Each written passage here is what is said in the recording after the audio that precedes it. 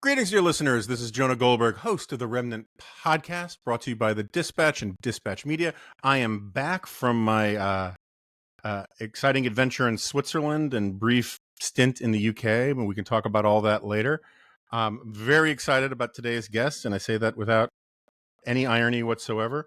When I heard that about this book that came out, that has come out, The Golden Thread, more about that in a moment, and I saw that Alan Guelzo was the co-author of it, I immediately said, "Oh, here's our excuse to have Guelzo back on because he's a fan favorite and I love the guy." And um, and so we're going to talk about The Golden Thread here, but I think also I will extend an invitation to his co-author, James Hankins, who took point on a lot of the first volume. This is a 2-volume enterprise. And for those of you who don't know, I should just get out of the way. I'm sorry. I'm also, not only am I jet lagged, I'm coming down with a cold. I've brought back some European strain of the cold. Alan Guelzo is a professor of humanities at the Hamilton School of Classic and Civic Education at the University of Florida. He's also a non-resident senior fellow at AEI.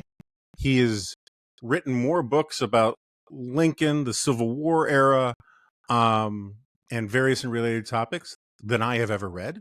And he has a top 5 euphonious voice for podcasting.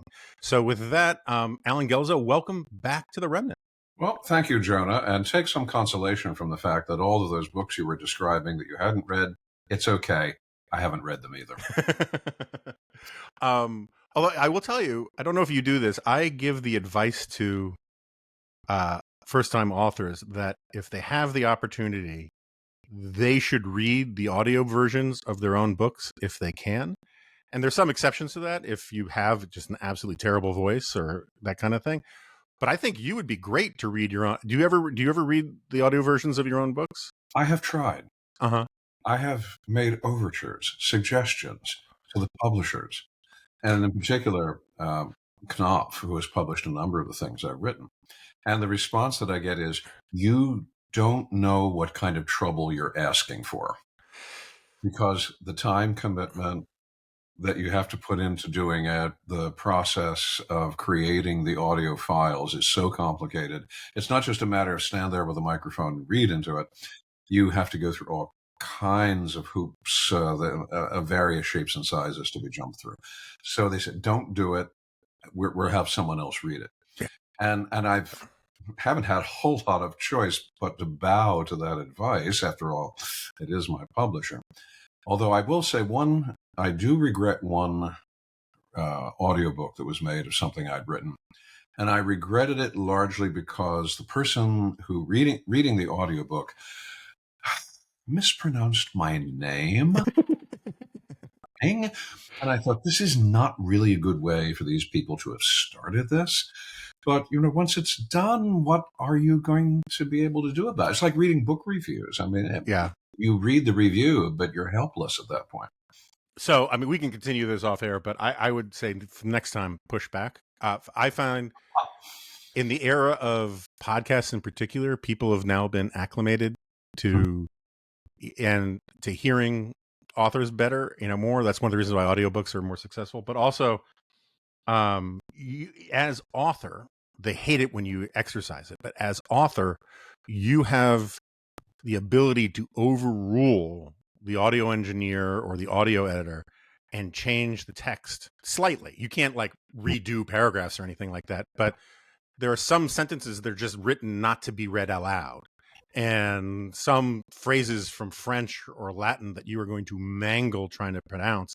And so you can tweak little things that a paid narrator cannot. And I find it very useful because you actually have a sense of how the sentence is supposed to be read in a way that a narrator, a professional audio reader, doesn't.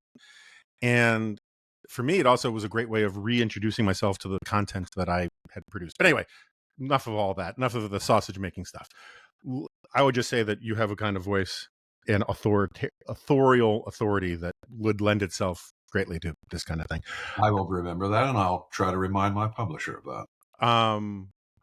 Okay, so normally I always ask people, and as you know, when they have a new book out, um,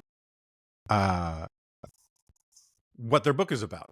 But this book is about just so much. So I thought I would do it slightly differently and just ask you. The title of it is The Golden Thread. What is the Golden Thread? Why'd you pick that title over everything else? The Golden Thread takes us back to classical Greek mythology. In this case, it's the story of Theseus and the Minotaur. Theseus has been confronted with this bull monster, the Minotaur, and he must slay the Minotaur and find his way out of the Minotaur's cave. To do that, he picks up and follows a golden thread that will take him back to the surface, take him back to light. And there's a real sense in which we would like to see these books be something of that golden thread for people to step back into the light of this thing that we call the Western tradition. So it is a classical reference to the ancient classics in a book that is trying to lay out what an education in tradition and classics should be about. In the first volume, it's really a story of how that tradition is built. In the second volume, it will be a story of how a great deal of that tradition has been lost. But sometimes it's important to know what is lost, because you won't know what it is you want to recover until you actually know what has been lost. So there is a work of statement, there is a work of recovery. You might say that overall, the project itself is a kind of renovation, a renovatio, if I can lapse back into Latin. And that's what the Golden Thread is about. And the Golden Thread, it seems to us, is a marvelous symbol of what we're aiming to achieve in these two books. And I should have, this is podcaster's error on my part. I didn't give the full title earlier. It's The Golden Thread, A History of the Western Tradition, Volume 1, The Ancient World and Christendom. So with that in mind, what is the distinction, or what distinction would you draw between, say, quote unquote, Western civilization and Western tradition? Are these synonymous terms? Is there a tension between the two? No, and there's an important distinction here, because we use the term Western tradition because there really isn't a single thing called Western civilization. What there are layers. And there's one layer, which is the Greeks. There's another layer, which is the Romans. There's another layer, which is medieval Christendom. There's another layer, which is the Reformation. Another layer, which is the Enlightenment. These are civilizations within, they're civilizational systems, let's call them, within this overall Western tradition, so that there are significant changes from place to place and time to time and era to era. And yet there are also certain constant elements that tie them all together. If not as a single civilization, they are tied together as a single tradition, hence the Western tradition. So, I mean, I think we talked about this briefly the last time you were on here, if memory serves. Frank Meyer was the founder of what has come to be called fusionism. Yes. And the fusionism is often misunderstood by mostly by its detractors, but also sometimes its adherents as well, as a simple coalitional project that brings in the three legs of the Reagan stool kind of thing. And what Meyer was actually arguing was that the Western tradition itself is a fusionist project, right? A tension between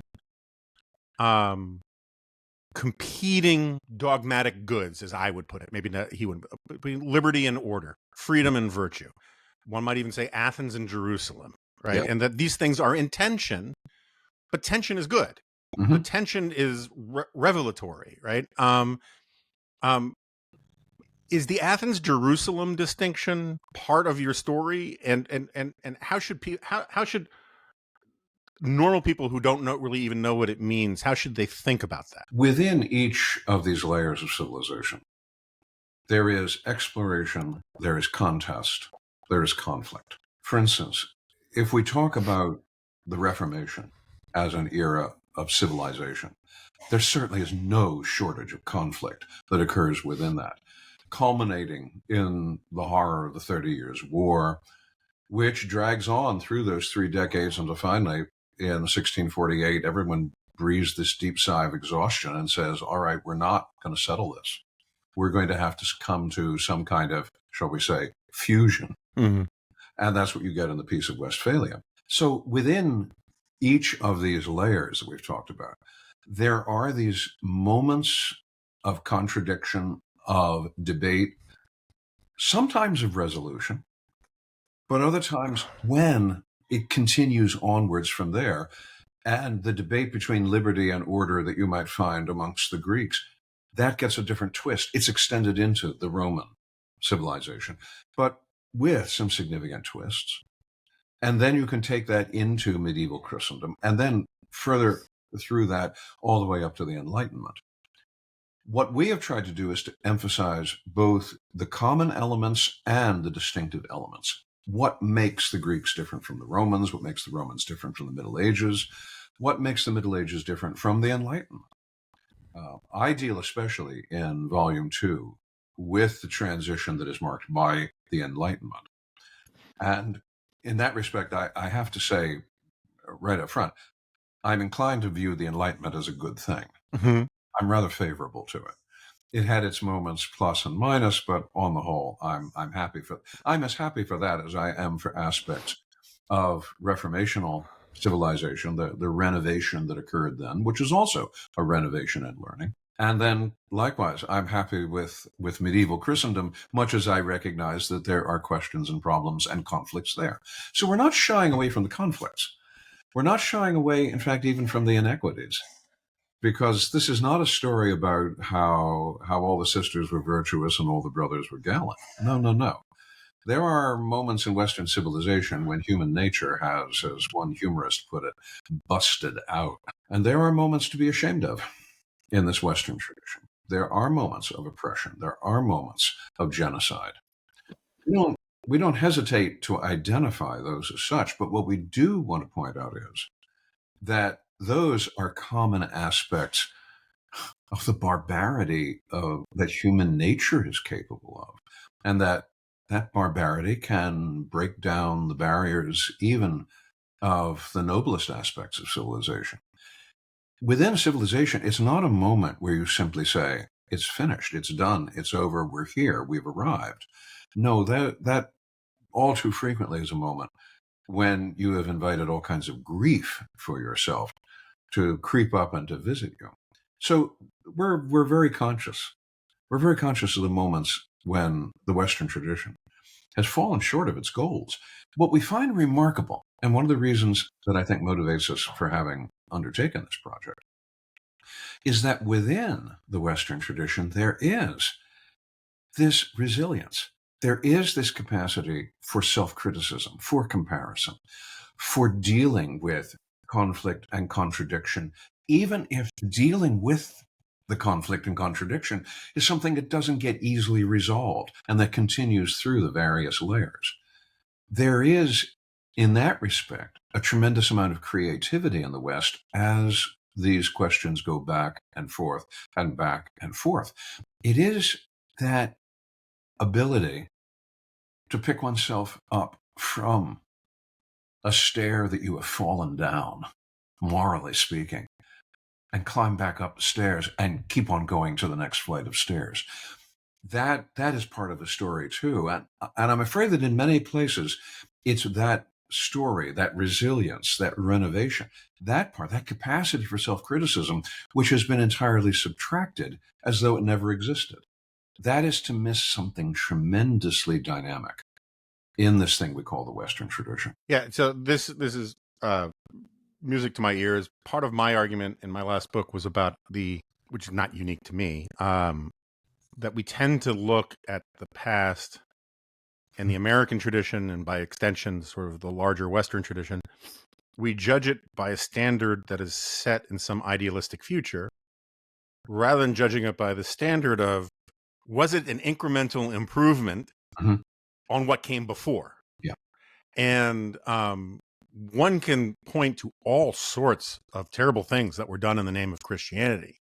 The question is still, was the rise of Christendom an improvement by some objective standard of what came before it? Similarly, it is fine to talk about slavery in the United States. In fact, it's vital to talk about the existence of slavery in the United States, because unless you talk about the fact that we had it, you can't talk about or take pride in the fact that we got rid of it. Yeah, because that is the other side of the question. One side of the question is, how terrible is slavery? And you can go on at some very great lengths, because there is a tremendous amount that is awful in the very concept of owning not just the labor, but owning the person of another human being. But the other side of that question, and the one which also deserves attention, is, how did we ever stop thinking that that was good? How did we ever stop thinking that it was tolerable? Because for centuries upon centuries upon centuries, almost literally from time out of mind, the assumption was routine. Slavery was simply one point on a long spectrum of forced labor. And there were various kinds of forced labor, the assumption being that in order for labor to take place, you had to force people to do it. And slavery is one stop on that spectrum. How did we ever arrive at the point where we stood up and thought, no, this is bad? Because in doing that, we were departing from what was almost a constant in the human experience. What actually explained the conclusion that, no, this is bad? And not only is it bad, but we need to undo it completely. And in the process of undoing it completely, we will, in fact, go to tremendous lengths. We will interdict a transatlantic slave trade. We will suppress the movement of slavery across the African continent into Asia. We will, in fact, fight a stupendous civil war to put an end to slavery.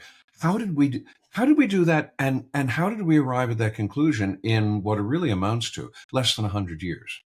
A tick of the clock on history's time. How did we do that? How did we come to that conclusion when everything that amounted to previous human experience pointed in the other direction? How did we come to that conclusion? A lot of it comes right down to this whole question of the capacity for self-criticism that is hardwired into this thing we call the Western tradition. We are willing, in sometimes very costly ways, to examine what we are doing and to come to very different conclusions and move in very different directions. That's one of the things worth remembering and worth celebrating in this thing we call the Western tradition.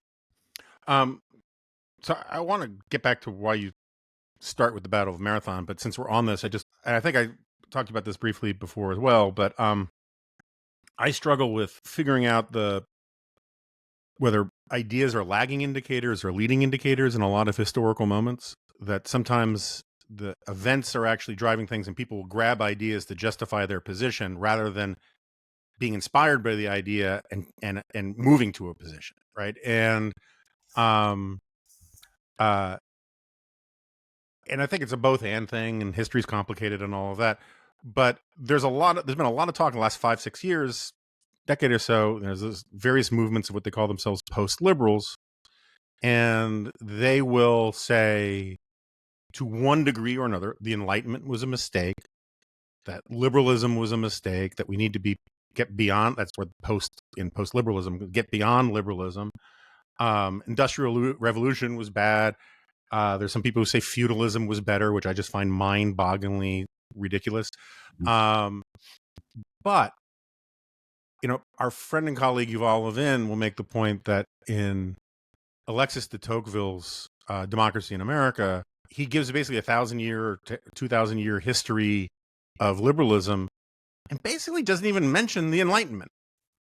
And so this gets to this question that I have, which is that how much of, like, I think I've fallen for it a little too much, but how much of this idea that liberalism comes from the Enlightenment is wrong, and that liberalism is in fact a product of this much longer Western tradition? I mean, you mentioned how there's that decision to stop putting questions of faith or conscience to the test of the sword after the Treaty of Westphalia. Well, the Treaty of Westphalia predates what we would call the Enlightenment liberal period. How much of this is that sort of, what's the phrase, rights come from wrongs, that people that we've learned, the ideas of Western civilization inform how we learn, this resilience and adaptivity that you're talking about, but it's less the ideas driving things and more learning from events to find best practice. What makes things happen? Is some inevitable cycle that human beings are condemned to follow? If that's the case, then Polybius was right in his histories when he talked about the 3 stages of every human society. 3 stages, each of which has its own corruption stage. So you might want to say that there are 6 stages. All right, fine. You can take the view of Polybius, and this is simply going to happen, and it's going to happen inevitably. How do you stave off the negative aspects of it? Well, perhaps Polybius says, you might want to do like the Romans, and you might want to create a constitution which has one aspect of each of these 3 things. That might forestall the kind of corruption that undid previous regimes. And Polybius is especially thinking about his own fellow Greeks. How did the Greeks wind up in the pickle they were in when Polybius is writing? I mean, Polybius himself is quite literally a hostage in the hands of the Romans. So his advice is, well, here I am in Rome. Let's do as the Romans, because that's going to ensure stability, and we're not going to do a repeat of what happened before. All right, is that the story of human society and human culture? That is something which, in fact, exists almost entirely apart from, let us call it civilization or tradition or ideas in the most general sense. On the other hand, let's take a look at the Greeks themselves and what they have to say. And incidentally, here's one major reason why we are beginning with Marathon. Because Marathon occurs at a point when the Greeks, for the first time, self-consciously asked themselves, why are we fighting the Persians? I mean, the Persians, they're big, they're mean, they're threatening. Why don't we just curl up and cower? And Herodotus provides us with an answer. And he says, this Greek love of the thing he calls eleutheria, of freedom. And that's what impels the Greeks to their resistance. And Herodotus is a chronicler of this. Not only Herodotus, Xenophon. When Xenophon's talking about the Greek legion, so to speak, that was fighting at the command of Cyrus, the contrast between these Greeks and the Persians it's the most remarkable thing as far as Xenophon is concerned. So what is guiding the Greeks at a place like Marathon? For the first time, there's a self-consciousness. We have a goal outside simply one tribe at war with another tribe. That goal is this thing for the Greeks called freedom. That self-consciousness, in a sense, is the start of the Greek civilization. And from there, we see it through the golden age of Pericles. We see it through the development of Hellenistic civilization. Then we have its successor, which is the Romans. Romans who are great imitators. The Romans never saw anything they did not want to imitate in their own fashion. The Romans pick up the threads of the Greek civilization. Hellenism becomes the roaring fad. Any Roman who wanted to look like they were halfway to being civilized would like to have busts of Greek heroes in their mansion, or have Greek books that they can claim they're reading. All right, then that takes us up through the Romans. We move then into medieval times. It's the same thing. It's the borrowing of books, and one of the great moments toward the end of the Middle Ages is the great influx of Greek texts that come into European hands. Some of it generated by the fall of Constantinople, but others of it simply rediscovery. For the Reformation, again, it is a Reformation based upon a recovery, a reappropriation of learning from the past. The Enlightenment is more of a decisive break, and yet even with the Enlightenment, there is in many places still this abiding concern with freedom. So there become these constants. The constants are ideas. So I want, first of all, to say that for both Hankins and myself, we regard ideas as having the priorities, that we are not simply the victims of cyclical motions of social development and evolution over which no real control. No. What does it say in the old book? As a man thinks in his heart, so is he. So we take that as a guiding point, that ideas are what make the individual.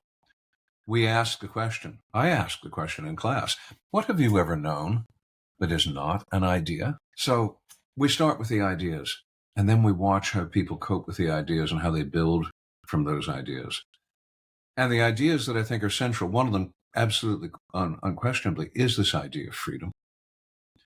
And that has been a constant at each level of development of the Western tradition. But in addition to the pursuit of freedom, there's the simple fact of how important language and literature is. The Western tradition is not an oral tradition. That's why, in many respects, we start with Marathon, not with Troy.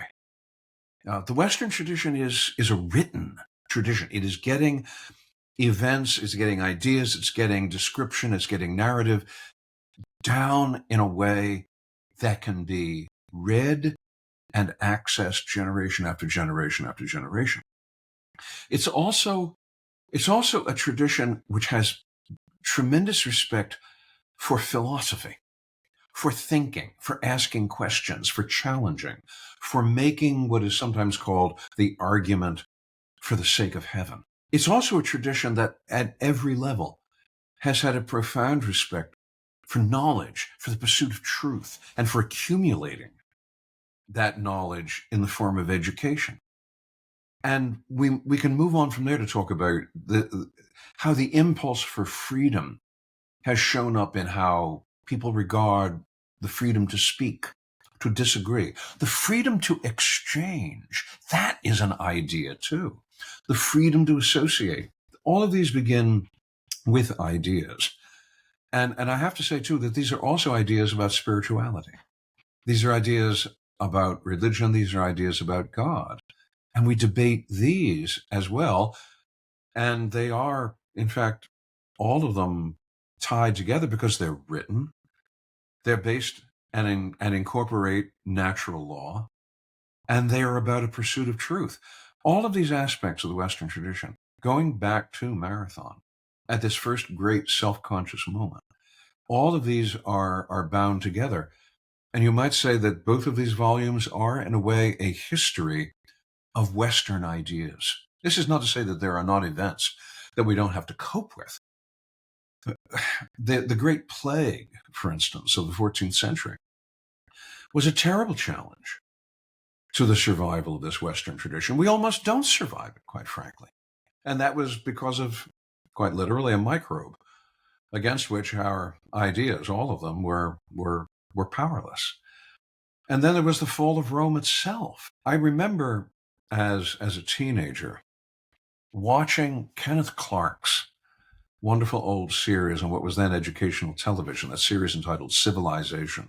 And I remember just being entranced by the thing. I had never thought of things in this way. And the one thing which had always stuck with me was that opening chapter entitled By the Skin of Our Teeth, where he's talking about how with the fall of Rome, we've very, very nearly lost the whole thing.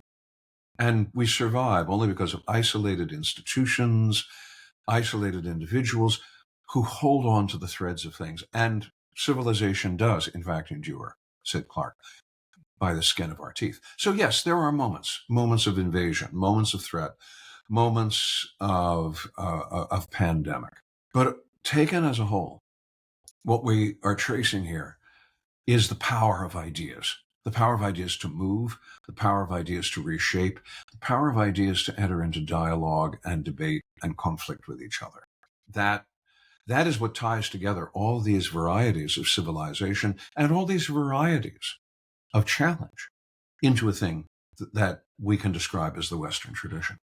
So I have zero objection to that whatsoever at a relatively high level of abstraction, because I think you're absolutely right, and it was quite moving. On the flip side, look, events, dear boy, are one thing, right? And we can talk about events, and you can't, you have to acknowledge the plague, right? But things like you say, the Western tradition puts a heavy emphasis on writing things down. Well, um, writing things down is a technological change, right? The ability to write things down and then the ability to disseminate them at scale is a technological thing.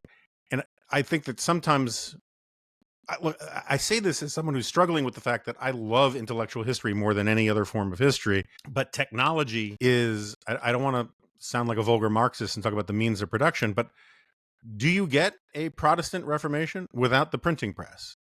And so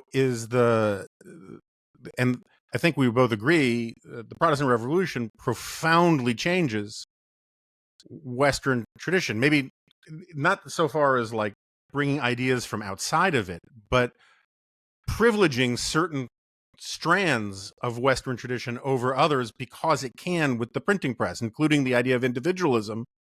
So let me ask it this way. My response to that, Yeah. and let me continue that as an example. For one thing, the printing press was invented substantially before the Protestant Reformation. The Protestant Reformation did not wake up one morning and say, "Oh, well, let's see, we need a printing press." There had to be an impulse, first of all, that is going to give us the printing press. We usually date the printing press to Gutenberg. Mm-hmm. We're pushing things then back close to a century before the Protestant Reformation. In truth, there were other forms of print even before that. You could have had a Protestant Reformation earlier than you had it if we are thinking purely in terms of technology. In fact, you could have had a Reformation even without that technology, because all through the Middle Ages, there are successive moments of contest about reform and renovation. And you see this, for instance, in Thomas Aquinas. The use of Aristotle, the deployment of Aristotle, there was ferocious controversy about the use of Aristotle. You only have to go back to the denunciations in Paris in the 13th century. So there was contest, there was disagreement, there was opportunity for reform and the implementation of reform. Many other places, you might say in some respects that every monastic movement was a kind of reformation. Because every monastic movement, whether it's the Dominicans, whether it's the Franciscans, whether it's the Augustinians, they're all talking about, we need to reform. Things have gone downhill. There needs to be a reformation. We simply call the thing that happened in the 16th century the Reformation with a capital R, because for one thing, it was so widespread and has had such long innings in so many different places around the world. But in truth, there have been reformations before that. But isn't the point? But I take your point. I mean, Jan Hus is considered, the John the Baptist of the Reformation, but the different. You can take it to Wycliffe. You can take it to many others. You could even suggest that Francis of Assisi that way. And there's a real sense in which, and don't read this as being snarky on my part, that the big mistake of Pope Leo X in dealing with Luther was not to give him a monastic order of his own. There was much more wisdom in some of the earlier popes in being able to accommodate these movements for reform. Leo X did not really demonstrate a whole lot in the way of, let's call it, mental acuity with Luther. And what you then wind up with is not a movement of reform, but in fact, a movement of division within Western Christianity. But once again, what we're dealing with here is a movement which grows out of ideas. And if there had been no printing press, if there had been no Gutenberg, there would still have been a Luther, just as there had been a Francis, just as there had been a Thomas Aquinas. But would he have succeeded? I'm sorry, what? Would he have succeeded? Because you can point to all these precursors to the Protestant Reformation. The reason why we call the Protestant Reformation is because it was successful in a way that Jan Hus or Wycliffe or these others were not. And I mean, why was it successful? Because there was a printing press in one place and not in another. Actually, I think an argument could be made that the Lutheran Reformation is a success is much more tied to the fact that Luther is German. Mm-hmm. Huss was not. And Luther is able to speak to the German princes in a way that is very persuasive, and in an environment in the Holy Roman Empire where power is so decentralized that an emperor cannot simply command the obedience of the princes. What are we talking about? We're talking about Luther being persuasive in ways that some of these other reformers were not. The printing press certainly helped. It helped expedite the spread of these ideas. But it was the ideas themselves that had to be persuasive. You could put a great deal of gibberish into print, and that would have changed nothing. What mattered was Luther himself and Luther's persuasiveness. And anyone who underestimates Luther's power of persuasiveness has not come to grips with the way that Luther was able to speak to the electors of the empire and to the Emperor Charles V at that day at Worms. Do not underestimate the way that a Luther is able to deal with the confrontation of ideas. That's what makes things persuasive. Again, I'm teasing these threads in part to elucidate this point. I think the ideas are crucial and vital, and I think that the chicken or the egg problem is complicated in all sorts of ways. But let's take an easier example that is less to do with ideas. And I don't want to get all contrafactual and what if Hitler had the bomb or anything, Right. but Yeah. there are plenty of wars that are won that are not figurative battles of ideas. They are literally battles of technology, of resources, and the rest. And I believe, all things being equal, there's something about the Western way of war that is superior to a lot of other kinds of war. But even within the Western tradition, one can see history going lots of different ways if certain wars had gone differently. And surely that's an example of how material forces, Mm-hmm. technology, economics, so forth. I want to jump ahead of where you're going to move your rook to like put me in check here. I agree that those things have a very dependent relationship with the ideas that generate it. If you have a better idea about the economy, you're going to have a better economy. If you have a better idea about scientific innovation, you're going to have more science. I agree with all of that entirely. But there are moments where, a lot of innovation comes from luck, and there's a lot of innovation from freedom-loving societies. China's one. Mm-hmm. Nazi Germany was another. I think this case for Sparta is overblown. My only point is that I think it's sometimes not always. I think from 30,000 feet, Mm-hmm. the idea that ideas drive are in the driver's seat, I think, is right. But that doesn't mean in a specific chapter of history that other things don't swamp those ideas. Why were the Germans Nazis? You want my theory, or is this a rhetorical question? Why were the Germans Nazis? Was it because of technology? No. Right. Not necessarily. No, I mean, unless there's some. I'm not a military historian or military history buff to the extent, but unless they lost World War I because of a failure of technology, I would not say it has to do primarily with technology. No. The Germans go back to war 20 years after Versailles because they are governed by a set of abhorrent ideas. They are governed by a set of romantic ideas that are an assault on the Enlightenment. Hitler is the triumph of the anti-Enlightenment. Short-lived triumph, I'm happy to say. But still, it's an attack upon the virtues, a frontal attack on the virtues of the Enlightenment. And it is in the interest and in the service of those ideas that the technology of the Panzer tank, the technology of the V1 and the V2, that's what calls them into being. Had the Weimar Republic had a happier time of it, had decisions been made better, had the Germans themselves a better tradition of liberal self-government from 1848 onwards, might that have been different? Yes, but that's to say, had the ideas at the helm of the ship of state been different? That's the question. The technology is there. The development of technology is wonderful and interesting, but the technology does not make things happen on its own. The technology is a tool, and the tool is at the service of the ideas. Always, always at the service of the ideas. The technology can give some ideas an edge, but at the end of the day, bad ideas will destroy themselves. And the Western tradition has been a particular example of that. That within the Western tradition, yes, technology has put power into the hands of some people that we wish it had never been put into.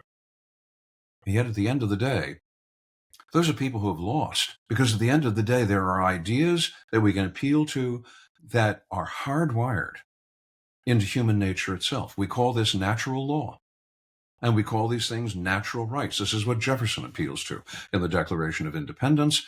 Draw a line from there to Churchill standing in the path of the Nazi juggernaut. What does Churchill do? Does Churchill climb into a Spitfire and try to shoot down a Junkers bomber? No, I'm not sure he would at that age have actually fit into one. Yeah, I was thinking that same thing. Certainly, the cigar would not have had room for that. He might have spilled his drink too. So, like, there's that. What does Churchill do? He goes on the floor of the House of Commons. He goes on radio. He rallies people with words. Do you remember what Benjamin Disraeli said? Words are what we rule people with. And Disraeli certainly knew he was a great master of words. He'd been a novelist before he was a politician. And that, I think, captures the importance of the ideas. Yes, the technology is great. The technology is innovative. There are ideas that govern the technology. But at the end of the day, the things that turn out to be the hinge moments are the ideas themselves and how they speak to people.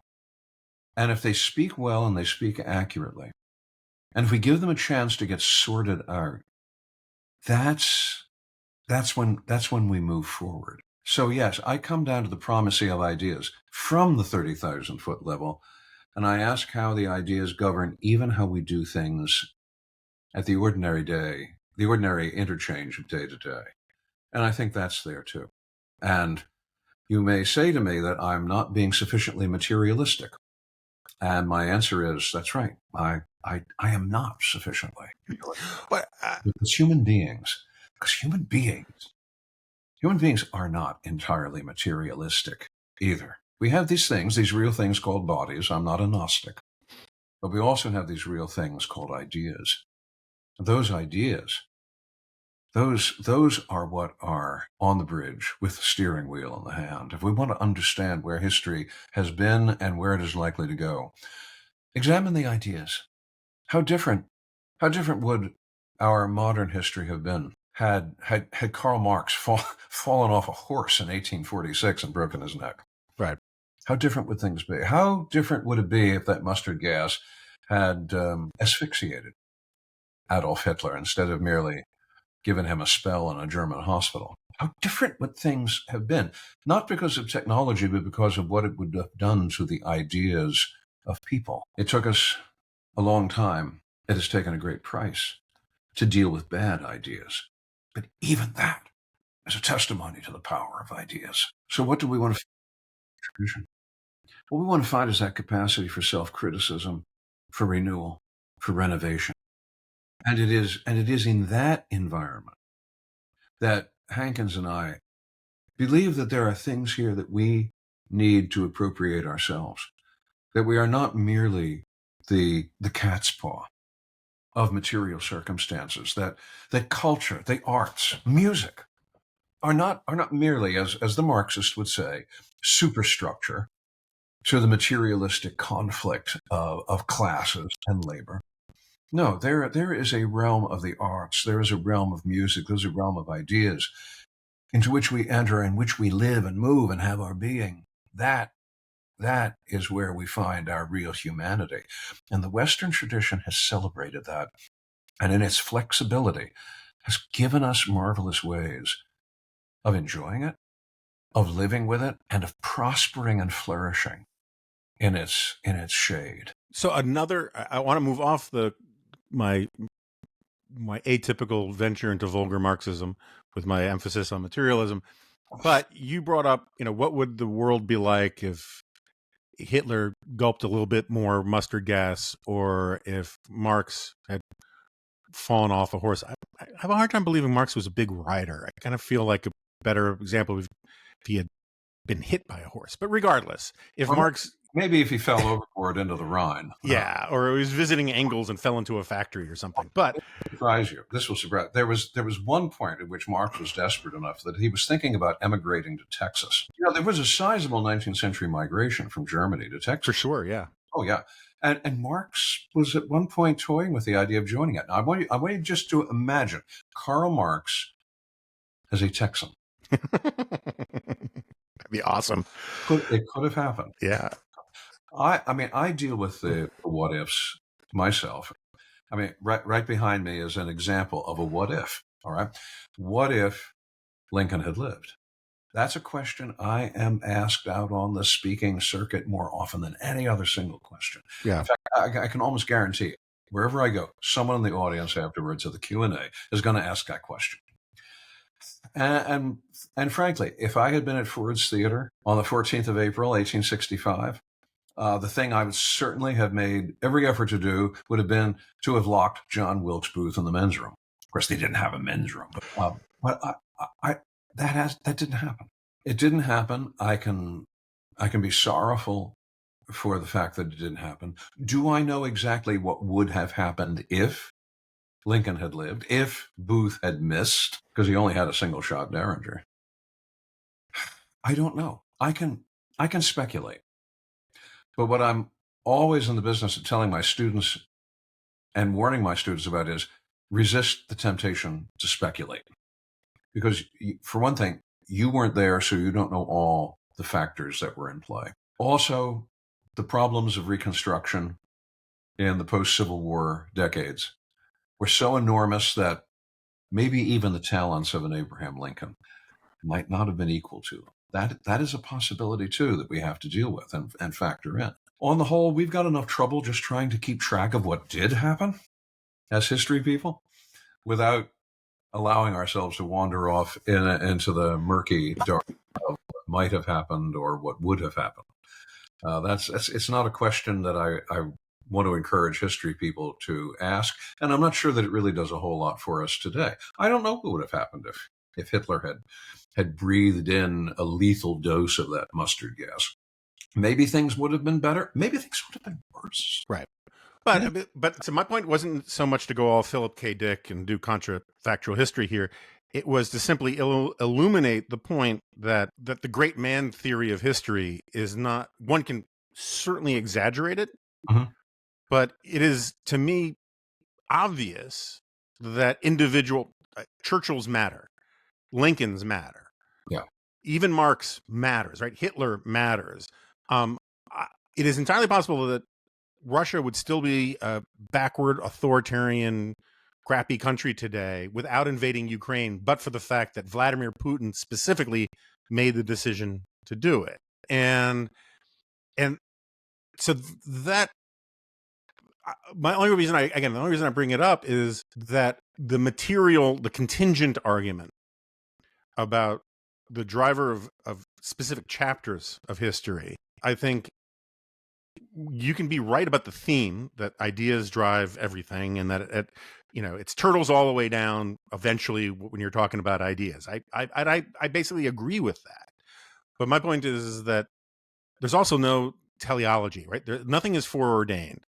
That it is not guaranteed that the Western tradition will succeed if we turn our back on it, and that it has been in threat. It has been in peril many times before, for all sorts of different reasons. And it seems to me in the time we have left, we should talk about that. Like, I spent most of my professional life having fun arguments with lefties about why they were wrong about the Western tradition. They were wrong about liberal democratic capitalism. They were wrong about, for whatever faults Christianity had in human history, they were wrong to make it the villain of the story rather than the hero of the story in terms of the improvement of human life according to their metrics and standards. There's almost nothing that progressivism stands on in terms of idealism, human rights, in conscience rights, all these that basically do not come from Christianity to one extent or another.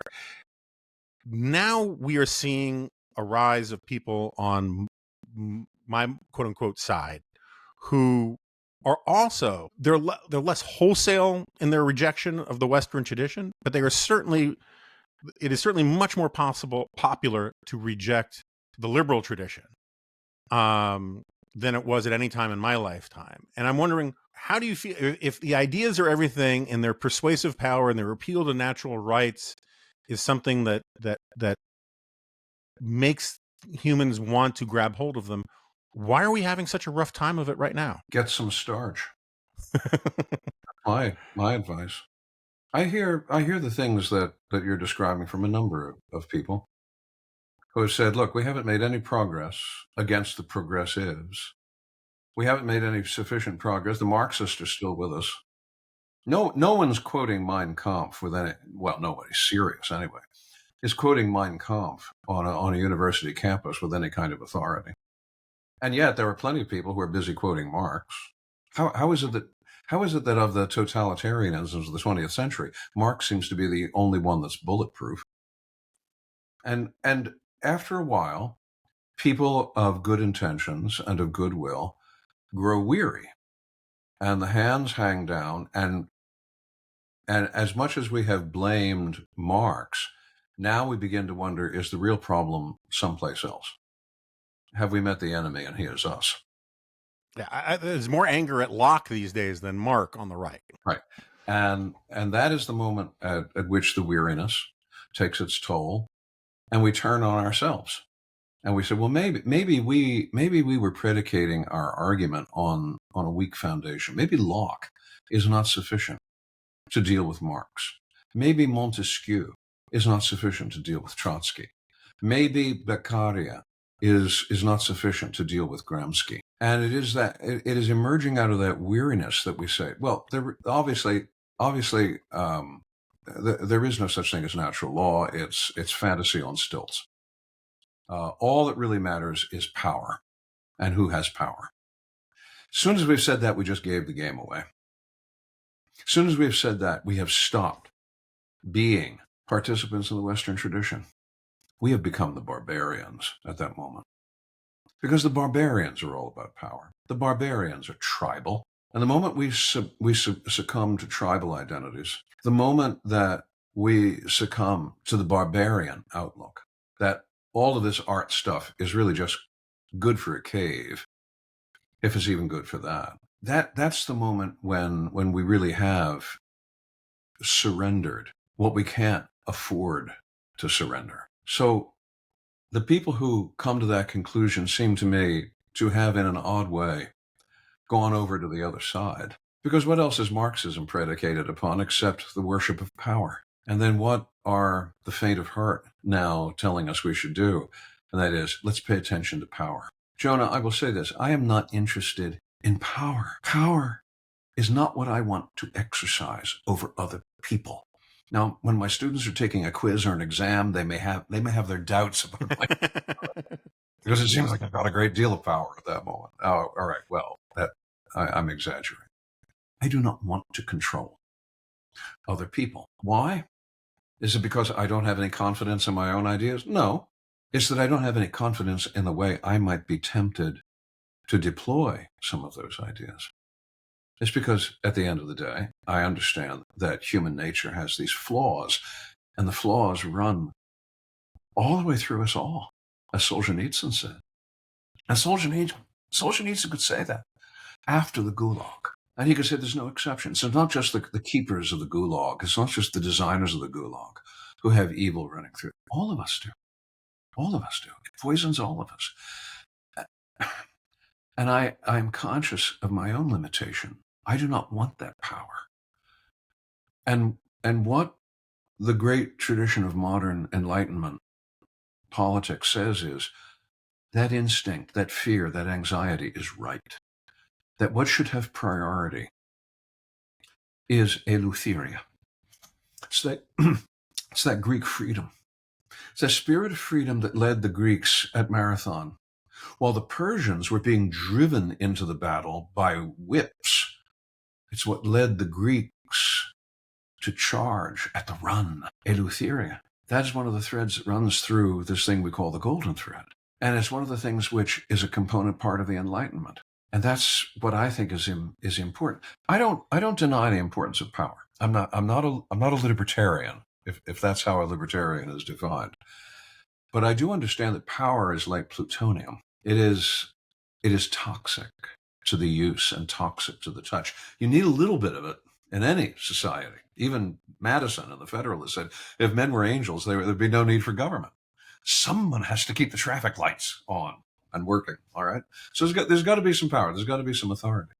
But the priority has to run in the direction of freedom and consent. I mean, for Locke, consent was the great word. For Jefferson, consent was the great word. For Lincoln, consent was the great word. He said that was the sheet anchor of American republicanism, and it is. And to find people of goodwill growing weary and saying, no, we need to go back to power. We need to make people do the right thing. I think that betrays, first of all, a weariness, but more than that, it says there's a certain confidence, a lack of confidence in our own ideas. Our ideas are really not any better than anybody else's. And I don't think that's true. I think that when Jefferson speaks about self-evident truths, I think he's accurately describing human nature. When Thomas Aquinas talks about a natural law that everyone really, at the end of the day, understands and respects, I don't think he's wrong. When we push back to the Greeks and the Romans, we read in Seneca, we read in St. Paul about a law written on the heart. And I think that's true. So I have not given up on natural law. I've not given up on natural right. I've not given up on the Enlightenment. I've certainly not given up on Locke and Montesquieu and Beccaria, just to name three. I haven't given up on them. They are more an example not of ideas that were tried and failed, but ideas that haven't been quite tried enough. And there are risks. There's the risk of human nature, the risks of human mistakes, the risks of human stupidity that are attached to them. Fine. I'll take those risks. Lincoln took those risks. Many others took those risks. Washington took those risks. When he writes to the Jews of the Truro synagogue in Newport, and they're anxious, they want to know, is there room for us in this new American republic? What is his response? It's a marvelous response. He says, this American government, this new government, gives to bigotry no sanction, gives to persecution no weapon. It asks only that its people be good citizens. And yes, there will continue to be debate about what a good citizen is, but that at least is a debate that's put on the right path. And I hope I can say this without sounding too jejune. But if it was good enough for Washington, good enough for Lincoln, I'm happy with it. If it was good enough for Churchill, for winning the Second World War against the Nazis, if it was good enough for Reagan that day in 1987 at the Berlin Wall, Mr. Gorbachev, tear down this wall. If it was good enough for them, I am willing to set my name down underneath theirs. I could go on in a bunch of different directions from this, but I promise to keep this to an hour for you. I hope you'll come back, and I hope, Jim, you're just try to keep me away, okay? Fair enough. And that was just a great peroration to end on that I figured best not try to gild the lily. So, Alan Guelzo, thank you so much for doing this. I'll say more in the close, but the one thing I left out at the beginning is this is physically maybe the prettiest intellectual book I have seen in my, I don't want to say in my adult lifetime, because I feel like I'm leaving out some great thing, but it is halfway between what we fantasize about what our college textbooks are supposed to look like and a coffee table book. It is really just when I saw it and I started leafing through it, I was like, my God, are they going to charge $1,000 for this thing? Because the rights clearances alone on all the art and photos. But anyway, people should know if they're planning for their parents' Christmas present or their kids' graduation present, they could do a lot worse than this thing. It's the kind of thing that you will hold on to for a very, very, very long time. And I hope we'll do the same with you. So. And Jonah, I'll add this. For those of you who are parents of children in school, especially upper division high schoolers, for those of you who sit on the boards of classical schools, for people who have determinations and decisions to make about school textbooks, let me encourage you. You were the constituency that we were principally thinking the most about, because we want young people today to participate in this recovery, this renovation. There have been renovations before.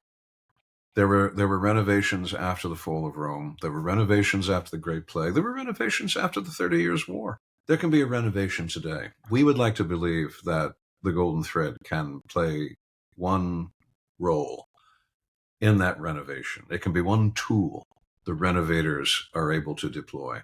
So particularly for those of you who are connected to education in those contexts, we want, in the strongest terms, Hankins and I want to encourage you to the use and your interest in the Golden Thread, a history of the Western tradition. And yes, the publisher did do a beautiful job with the books. Even I have to say that.